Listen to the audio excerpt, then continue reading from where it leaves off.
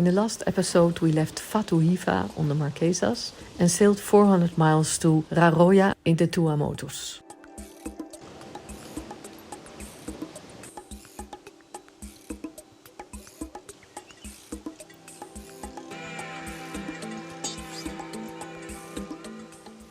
And it's Thomas' birthday today. So this is our very first pass into an atol. We never did this before.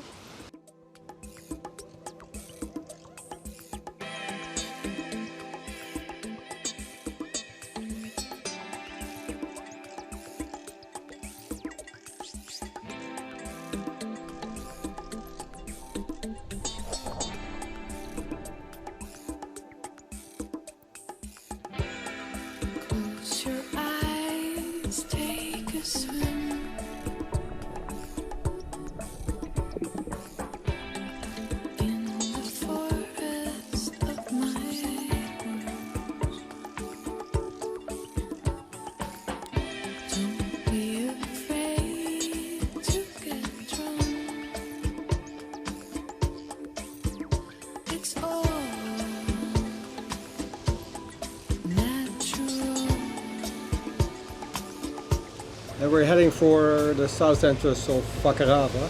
It's about 180 miles. We're probably going to try something new today, where we'll try to use 2 front sails. So we have about a knot current against us until the exit. That's because we are half an hour before slack tide. We're following the lines that we made on the way in. As you can't see the shallow spots really well. We rolled out code 0 and doing 7 point something with the current against, so should be enough for 8 knots. And that would be about the speed we want to make to Fakarava to get there at slack tide as well. In the forecast the wind is going to be less and less.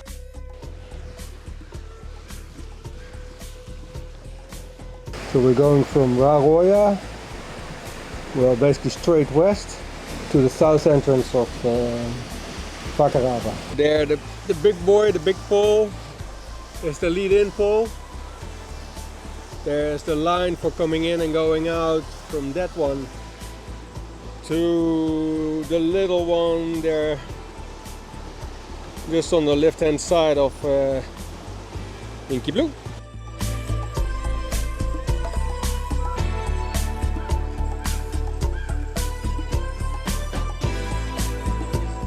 Even though we try to time our departure in the pass in the right way, there's still a lot of current and also some standing waves, and you can see Inky going right through them. We stayed a little bit more on the side of the pass, and there the waves were a little bit less. Interesting, huh? Well, so much for slack tide and the guesstimator. Huh?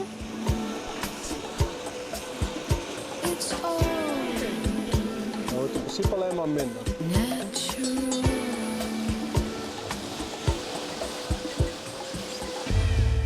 Maybe the sunset will.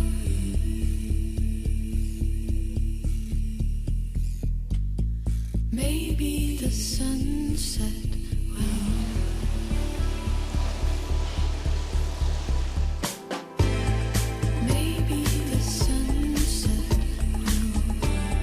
change.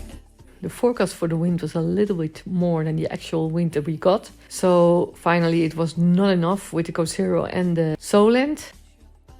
We took it down and raised the storm spinnaker, and that worked out fine.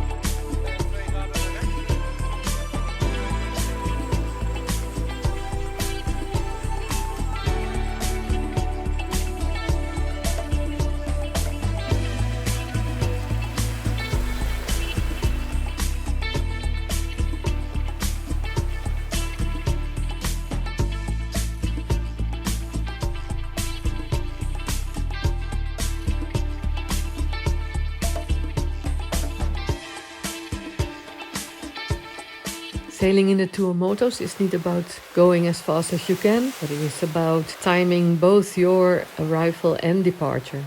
So you go as much as possible on slack tide through the passes. So with just a storm spinnaker, we had exactly the right speed to arrive at slack tide early in the morning at the south pass of Fakarava.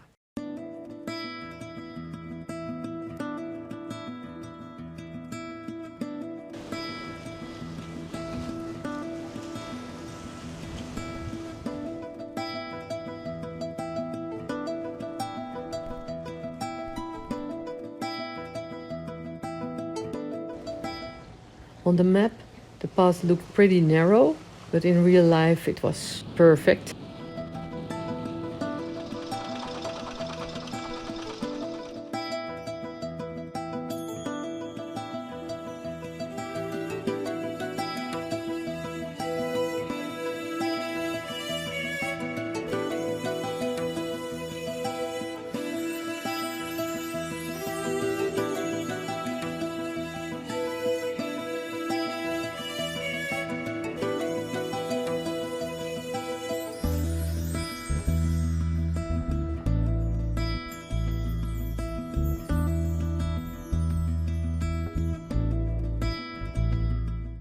We anchored on starboard side inside the atol, just around the corner, so that we have time to do some snorkel and dives on the South Pass, which is supposed to be very beautiful.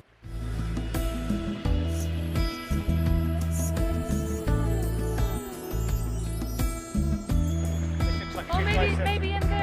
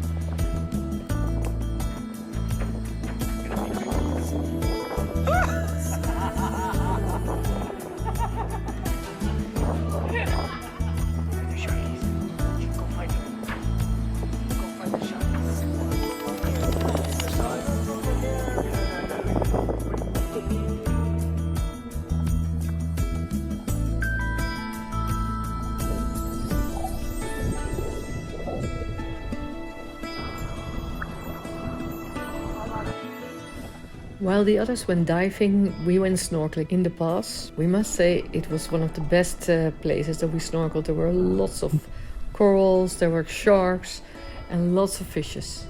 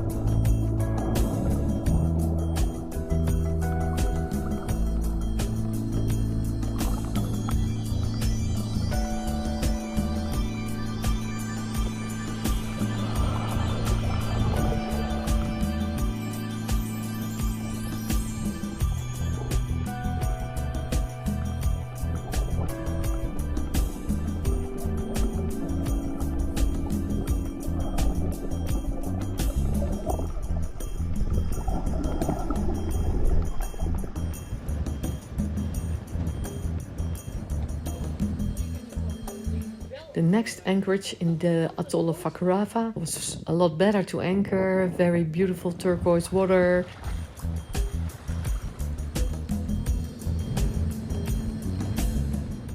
Here in the corner we still have 4G. Sometimes we have to climb on the roof for it, but still okay. So Maria can do her daily calls.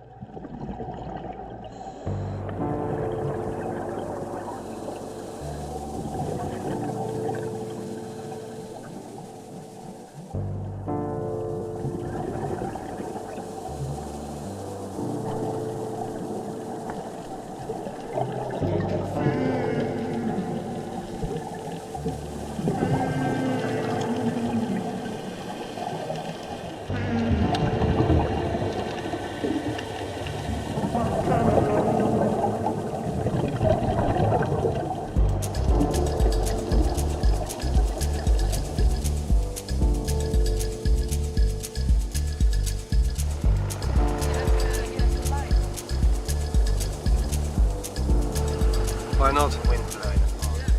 But it is so cute here, toch?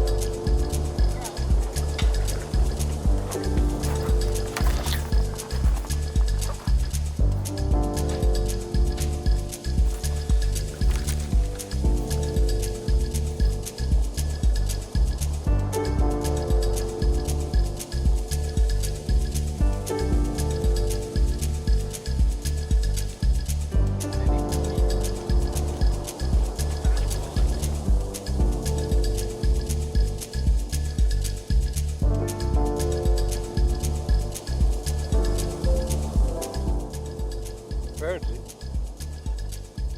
How deep will it be? Well, it doesn't look like more than 2 meters, or? Well, because there's no wind whatsoever. That's the only reason why we're turning this way, of course.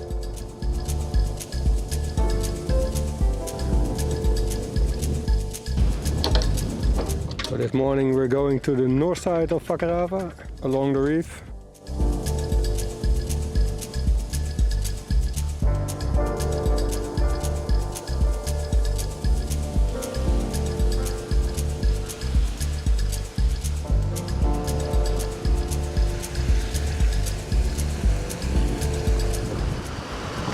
Well, it makes sense to keep paying attention, because this one's not on the chart.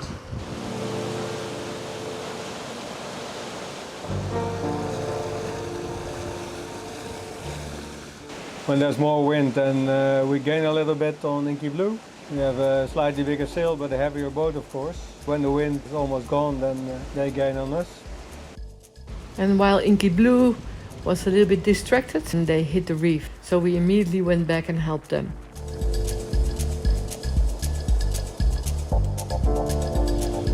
So we closed a couple of holes and installed the pumps in the right way. And now Inky is going to the north of the island, where there's more epoxy ready.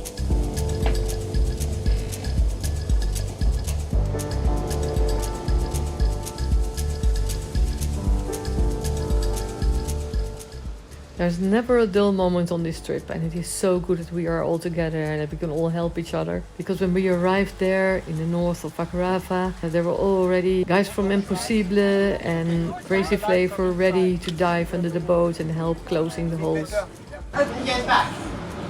What was it one? There's something that is on middle of the windows. Middle of the windows. Okay. The shining lights to Need to, let the diver down the holes have a clue where the remaining holes are.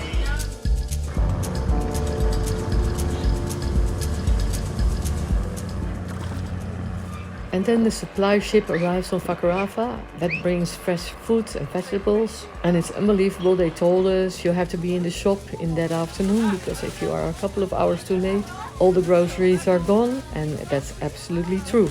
we have baby food.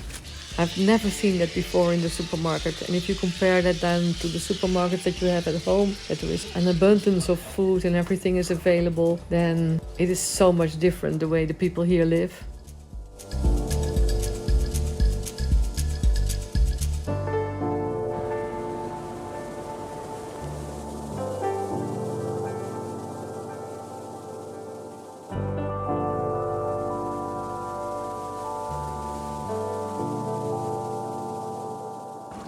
And in the next episode, we will sail together with Inky Blue to Tahiti to get the boat out of the water and hopefully get it repaired.